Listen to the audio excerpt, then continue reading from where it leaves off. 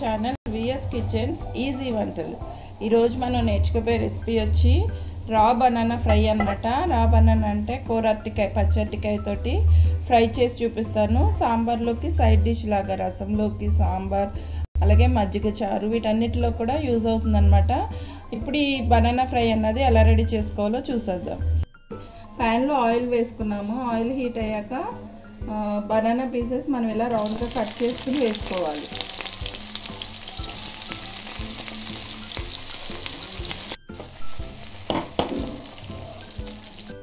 చాలా క్విక్గా ఫ్రై అయిపోతాయి అన్నమాట. దీనిలో కొంచెం సాల్ట్, కొద్దిగా కారం,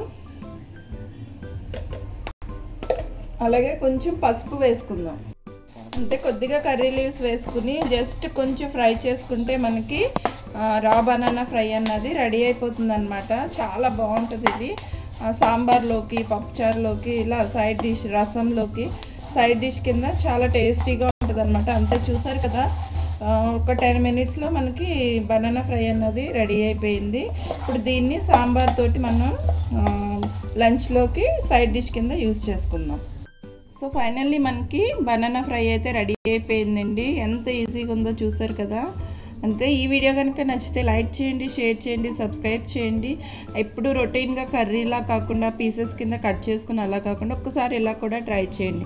నా వీడియో కనుక నచ్చితే లైక్ చేయండి, షేర్ చేయండి, సబ్స్క్రైబ్ చేయండి. అలాగే నా వీడియోస్ అన్నీ వాచ్ చేసినందుకు థ్యాంక్ యూ సో మచ్.